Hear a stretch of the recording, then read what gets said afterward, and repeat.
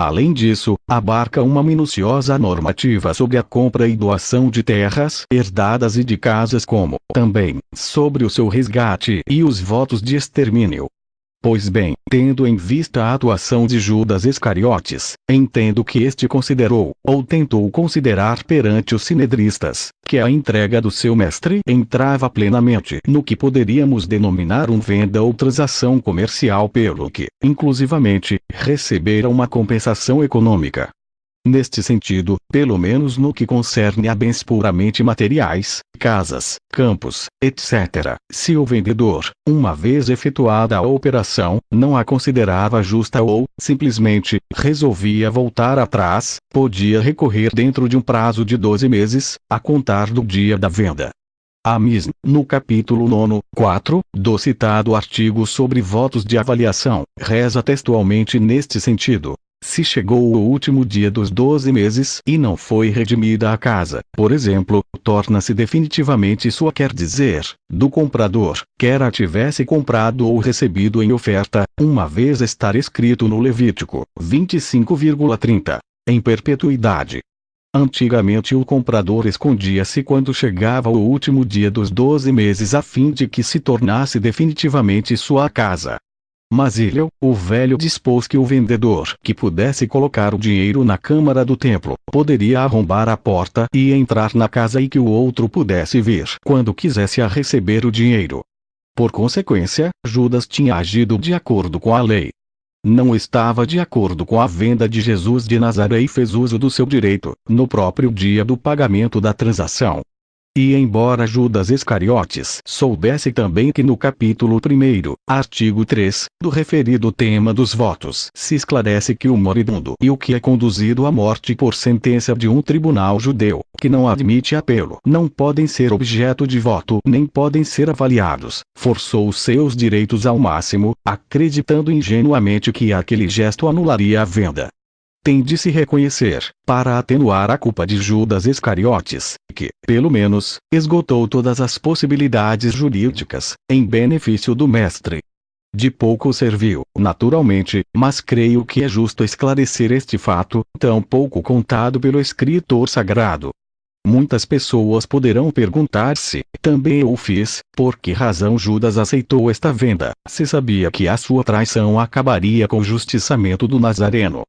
Pessoalmente, dado o comportamento de Judas Iscariotes na sala do Sinédrio e, posteriormente, na do tesouro, creio que Judas nunca chegou a pensar que o mestre fosse condenado à morte. Tinha-o entregado aos dignitários das castas sacerdotais, convencido de que estes se limitariam a custodiá-lo, interrogá-lo, quando muito, encarcerá-lo e desterrá-lo. Não tento fazer uma extrema defesa do traidor, mas a sua fria vingança contra o Galileu e o seu movimento teria visto suficientemente satisfeita com a vergonhosa captura e a possível dispersão dos discípulos. Porém, os acontecimentos, como sabemos, seguiram outros rumos. Do que não posso estar certo é quanto à razão que mais teria pesado no coração perturbado de Judas Iscariotes, a iminente morte do rabi ou o ridículo a que se viu submetido pelos sacerdotes. Como referi, não era o dinheiro que Judas perseguia. A sua obsessão era o reconhecimento público e as honras prometidas e sonhadas e que, infelizmente para ele, nunca chegaram. Logicamente, se as suas maquinações tivessem como base o objetivo final o dinheiro, por que iria prescindir daquelas 30 moedas de prata? Em todo caso, as teria levado para o túmulo. A luta íntima do traidor naquelas horas deve ter sido tão aguda que não teve coragem para o julgar nem para julgar a sua trágica e última decisão. É curioso, mas, se Jesus não tivesse sido condenado à morte, talvez Judas tivesse tido êxito na sua tentativa de anulação da venda. A lei, pelo menos, previa o prazo de 1 ano para que o comprador, neste caso, o Sinédrio, se retratasse e devolvesse a mercadoria. João Marcos, meio adormecido, concluiu o seu testemunho com uma notícia que modificava, em parte, o que afirma Mateus no seu evangelho. Judas desceu pelo bairro baixo.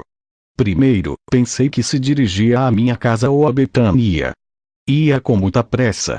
Não cumprimentava ninguém.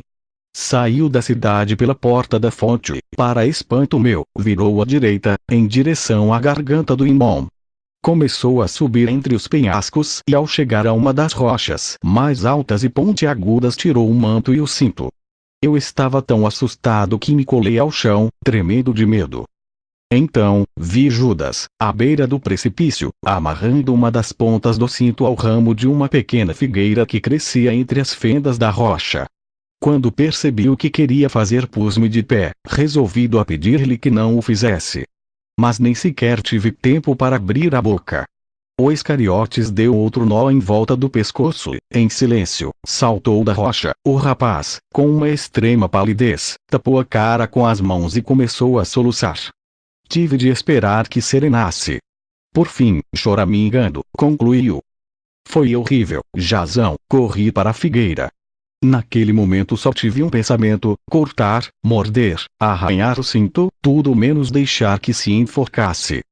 Quando cheguei à beira do abismo, o corpo do pobre Judas balançava no ar, esperneando e girando sobre si mesmo como um zevivon. Tinha as mãos agarradas ao pescoço, tentando lutar contra a asfixia, e os olhos muito abertos, quase fora das órbitas.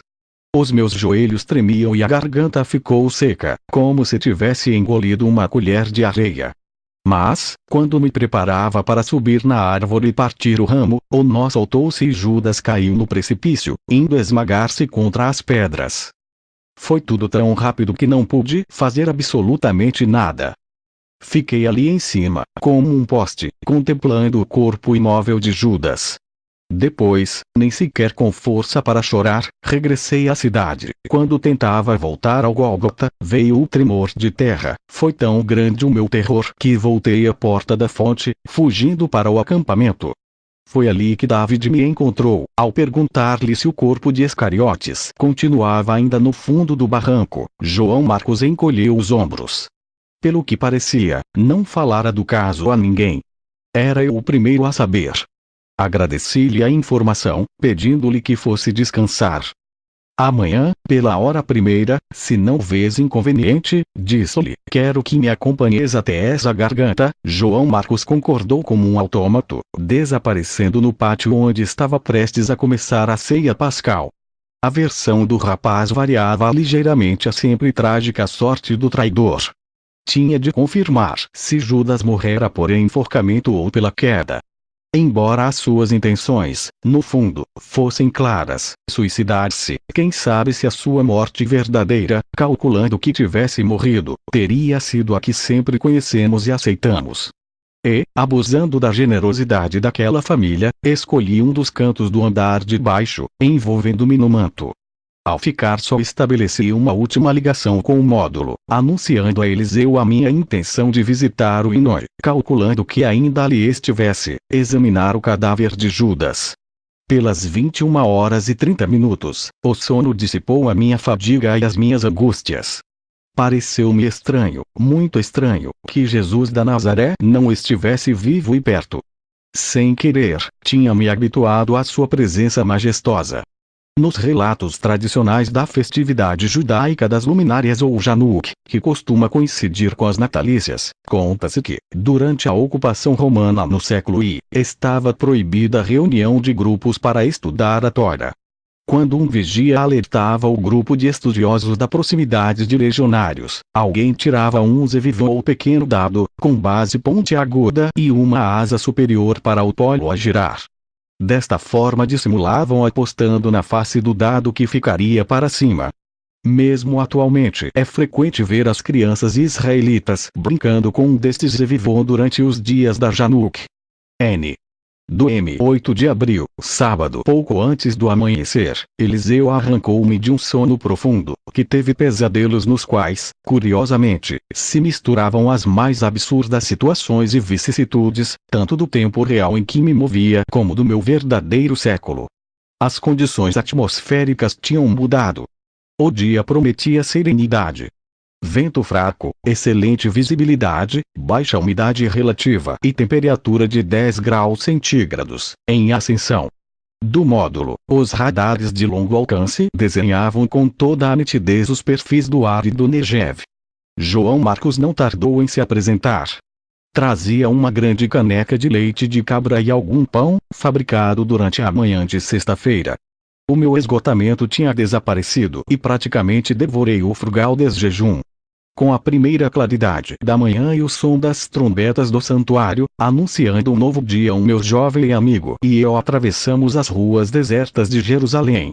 O barulho habitual da moenda tinha desaparecido.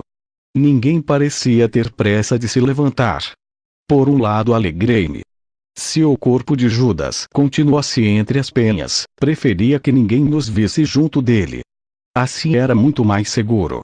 Uma vez fora de muralhas, o rapaz guiou-me para o ocidente, seguindo quase paralelamente ao muro sul da cidade.